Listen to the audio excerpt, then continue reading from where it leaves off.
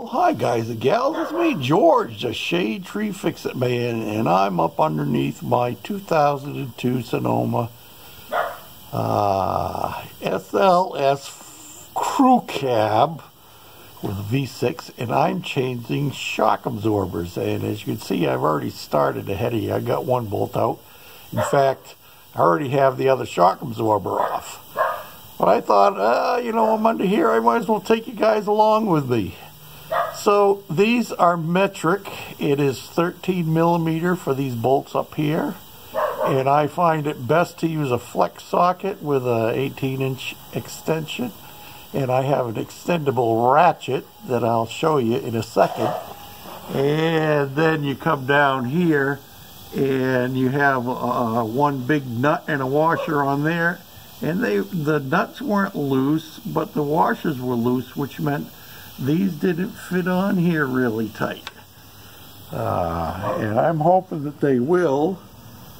You can see over there where I've removed that one already. And this is what we're replacing them with.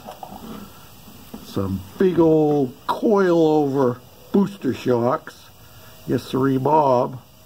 And it's a good thing, too, because I replaced these shock absorbers 2 years ago. Some of you remember, maybe, before I went on my trip out east. And there's the one that I already took off. And look at that thing. After 2 years, it's already been leaking. That's not good. So we're boosting it up anyway. And I'll finish taking this one off. I got the nut off already. And we'll get the shock absorber off. And then I'll take you along and show you what we have to do to put the booster shocks on.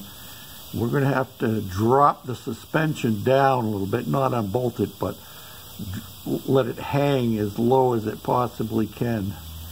And I'm amazed at the amount of rust that has started to collect on my frame in just the last 2 years. When I bought this truck, it was under 100,000 miles, and there was not any of this flaking going on. This is how hard Minnesota winters are. And this one in particular was especially hard. So let me finish taking this one off, and let me show you that extension I was telling you about with the universal socket on it.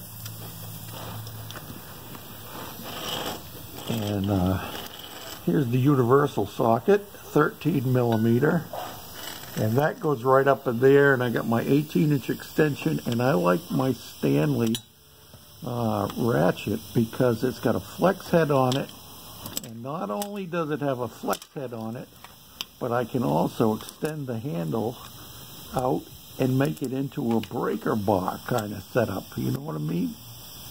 And I like that a lot because you don't have to get out a separate breaker bar to have a longer handle. And then when you don't need the longer handle anymore, you just slide that puppy back in there, and you end up with a standard length handle on your ratchet. You know what I mean? So I'll finish taking this off. I think if you're going to do your shocks, you could figure out how to do that. Just put that socket right up on there and crank that puppy up. Plus, I can't hold the camera and the ratchet at the same time. I'll bring you back in a moment. Okay, so one of the first things I do is I want to hook the top of the shocks back up again first. And I have got one bolt up in there holding the shock up in there. And I put that one up in there by hand. Now, I couldn't get the socket up in there to move it around easily. So now I have it hung by both bolts, which I stuck up in there by hand. You'll have to trust me with that because I couldn't hold the camera and the bolts and the shock absorber all at one time.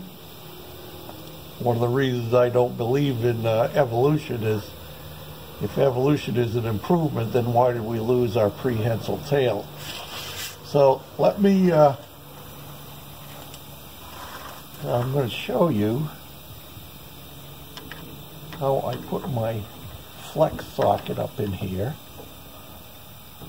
very carefully.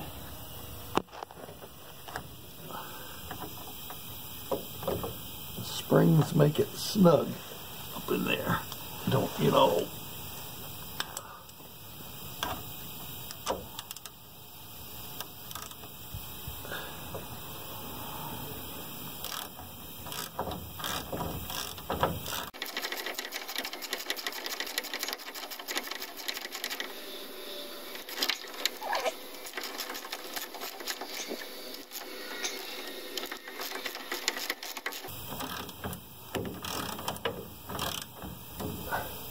Even with a flex socket, it's a snug go up in there. As you can see, I hope.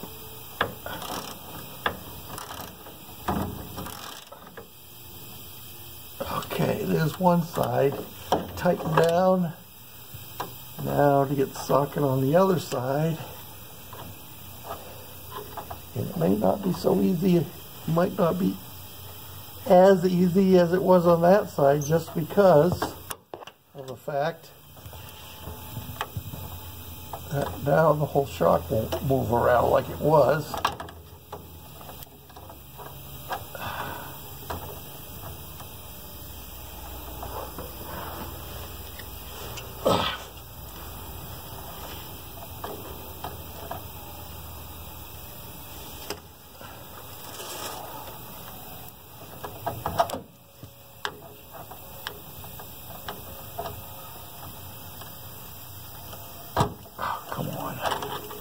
Get the socket to get onto the bolt there really well. There we go.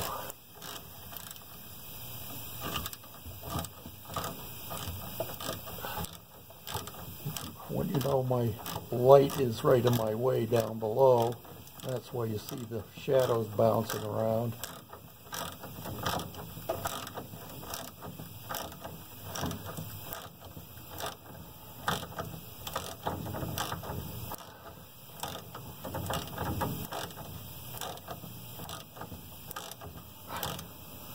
But can you imagine trying to have your hands up in there and trying to do that? Now, it might be a little bit easier if I took the spare tire off, which is right here in the way too. But I couldn't see that it was worthwhile dropping that down. So anyway, we're getting that tightened up, and then we're going to work on the bottom. I'll bring you back for that in a moment. So I have the jack on the front of the spring hanger so that my suspension is hanging as low as it can go, and it's still not down far enough. I still need to push that shock absorber up, and thankfully there's enough strength in my arms to just do that. Now, I don't know if I can do this. Okay, there you are. I'm going to get under here, see if I can lift this puppy up into place. Yeah. And there it is. Woohoo! Didn't have to go too far up, but without extending that the suspension down, we surely wouldn't have gotten that on there. So let me put the nut and the bolt back on there, and the nut and the washer, which are buried underneath where you're sitting, I think. I don't know where they are. There they are.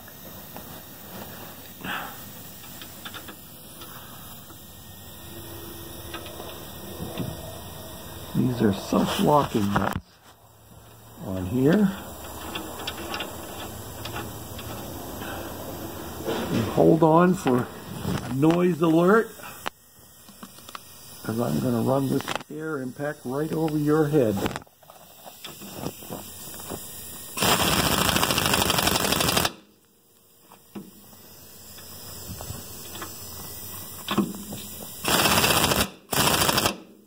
There it is.